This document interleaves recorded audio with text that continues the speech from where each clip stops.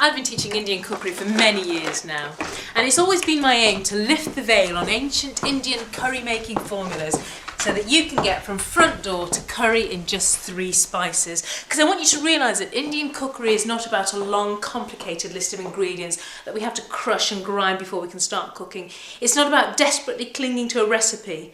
I want you to be as confident with curry as you are with spaghetti bolognese. And at the heart of this curry confidence is understanding 6 spices. Every Indian cook will have a similar palette of spices, and they will know their spices as well as they know their social group. They'll know who gets on with who, which ones turn bitter when the heat's turned on, which ones are utterly reliable, and I want to get you to that place. But today I promised you 3 spices, and we're going to cook with turmeric, chilli and cumin seeds. So let's reveal the secrets of the Indian kitchen and show you how we get cracking. It shouldn't be the case that every time you want to cook Indian food you have to do a big shop. I'm going to create a very simple and very rich Indian vegetable curry today with just a few vegetables that I've got left over. It can be a complete variety of them. I've got some potatoes. I've always got potatoes in the house, a bit of red pepper from yesterday, a very sad limp carrot that I'm hoping to rejuvenate, and some beans that are beginning to turn brown, but trust me, these will be reincarnated in this curry in a matter of minutes. We always start with the same point, which is heating about a tablespoon of oil in a pan. We're teeing up to the most important stage of creating a curry, and that is crackling your spices. We would never put raw spices into an Indian dish. We have to treat them properly, and that is by dropping them into hot oil so that the hot oil releases the aromatic oils within these seeds. If you were to smell that as it is, cumin seeds, they're a little bit musty, smell a bit of tomcat almost, no good.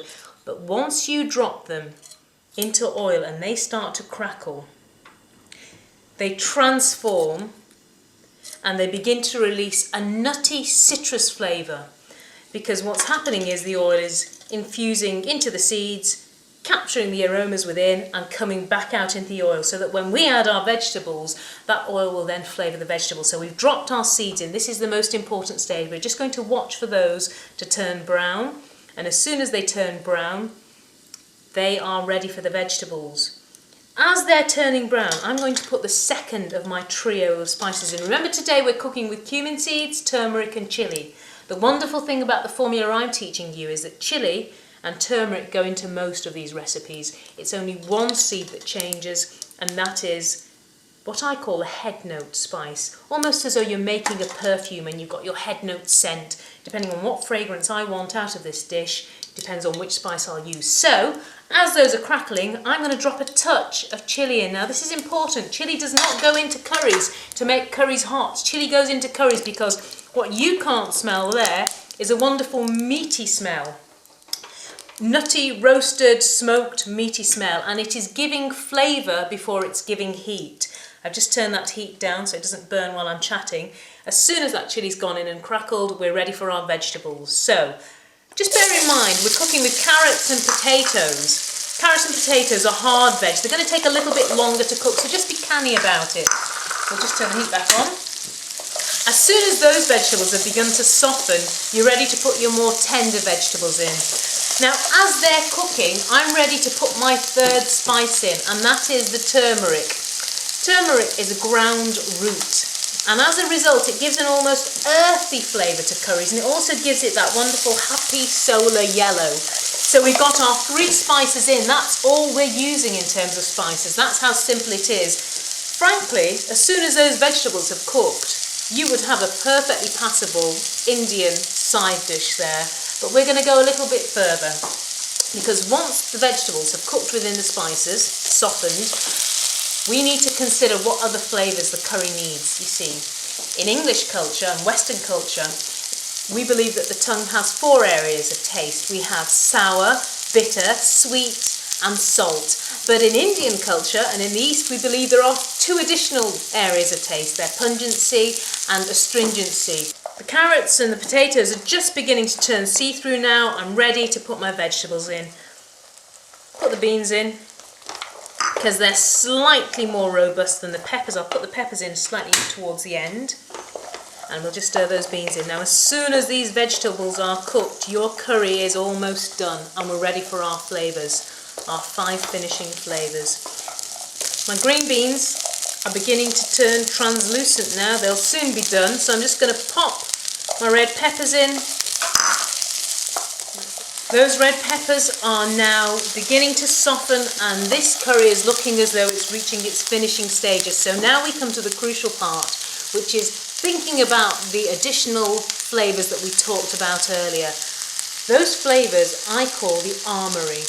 Those are the flavours that are going to satisfy the different areas of your tongue.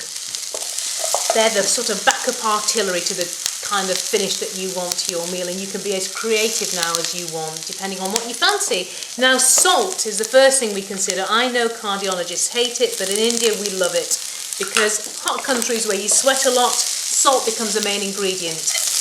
Now, the second thing I'm going to think about is sweet, the concept of sweet. Now, if I was cooking butternut squash or sweet potatoes within this curry, I don't think I'd need to over-egg it by adding more sugar, but I'm getting from this slightly woody, dark flavours, and so I think I could almost bring a little smirk to this dish by adding the slightest touch of sugar. That goes in and stirs. Now, one of the beloved ingredients of Indians is tomatoes. Of course, in India we have huge misshapen organic tomatoes. Throw a couple of those in and suddenly you've got a lot more flavour in your dish. The best we can do here is tinned, chopped tomatoes. Now, we are adding tomatoes not to turn this into a tomato-based dish at all. Tomato performs a different function. Tomato is producing for you a touch of sourness, a nice counterpoint to the salt and the sweet and the woody dark notes within this curry. I'm talking about 2 teaspoons or 3 teaspoons of tinned tomatoes into the curry, and what that's going to do is caramelise and bubble back up through the dish. The tomatoes go to the bottom, the oil works its way through the tomatoes. At the moment the tomatoes are very red and very frank. We need to wait for those to go slightly oily and brown. That way we know that it's performed its function and it's gone backstage. Tomatoes are not there to sit at the front of your tongue, it's not a bolognese sauce. The tomatoes are there to caramelise, to bring a little bit of sweetness and to bring that slightly sour element to this curry. So, I just turn that down slightly. You will see that slowly the tomatoes will turn from this ripe red to a kind of more exotic brown. And we have a phrase in Indian that you have to wait for the oil to come out of the tomatoes, almost as though the oils in the tomatoes themselves are released when they're cooked. And it's only then that we're ready to pretty much finish the curry. So as those tomatoes allow the oils to filter through them, we turn to our final constituent, and that is English mustard. When I say English mustard, it's mustard, but the English have done a very good job with it in the form of this mustard paste. Now what this is doing is this is adding to the dish that element of pungency, and it also gives it a kind of element, an elegant height. It doesn't add heat. Mustard, when it's added to a dish, gives an almost slightly meaty, fragrant quality. It works almost synergistically with tomatoes. Now remember, this represents your opportunity to turn this curry into whatever you want.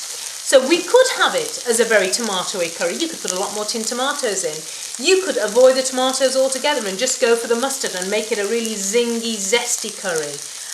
There is something synergistic about adding both. That's my palate. I always love adding both tomato and mustard paste. I find it hard to resist that combination. Try it. This is where you can experiment. This is where you get to the stage where you own your spices and you own your armoury. This is how Indian housewives have done it for 4,000 years. I'm teaching you cooking according to ancient Ayurvedic principles.